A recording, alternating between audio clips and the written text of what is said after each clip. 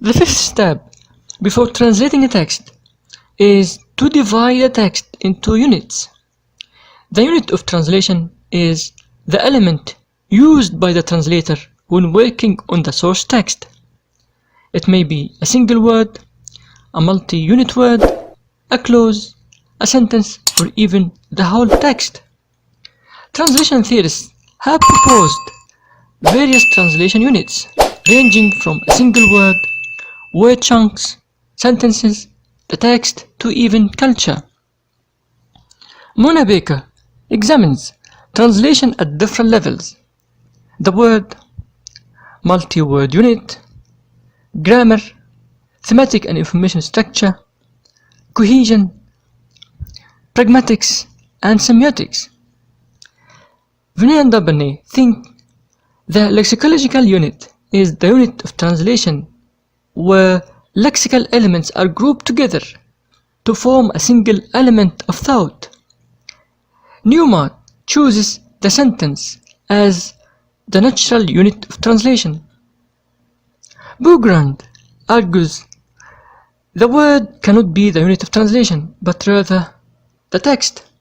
Finally, Snell Hornby argues that culture is the unit of translation. Without the word, phrase, or higher level, the unit of translation is not fixed to an individual word across languages. At the end of the day, translators focus on content, not form. However, Mona Baker followed a hierarchical model, which is a bottom-up rather than a top-down one. This model starts with simple words and phrases rather than with the text as situated in its context of culture. She says the top-down approach is the more valid one theoretically, but for those who are not trained in linguistics, it can be difficult to follow. There is too much to take in all at once. Her model is informed by Halliday's linguistic approach. Meanings are realized through wordings, and without a theory of wordings, there is no way of making explicit one's interpretation of the meaning of a text. But Baker's approach is more geared toward translation. In other words, text is a meaning unit, not a form unit, but meaning is realized through form, and without understanding the meanings of individual forms, one cannot interpret the meaning of the text as a whole.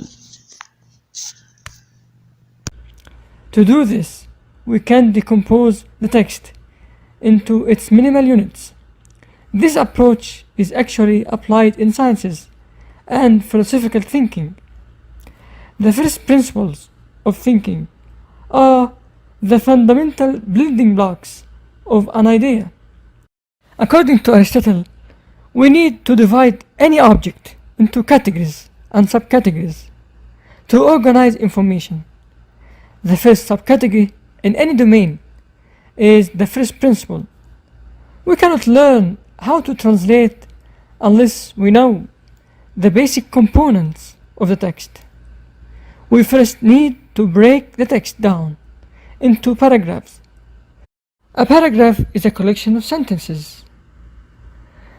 A sentence can be divided further into words into letters. Once we know how to translate each part, we can put them together in a text.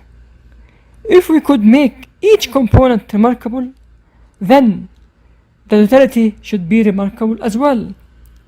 Without knowing these components, one may not be able to understand different combinations of words, sentences, paragraphs.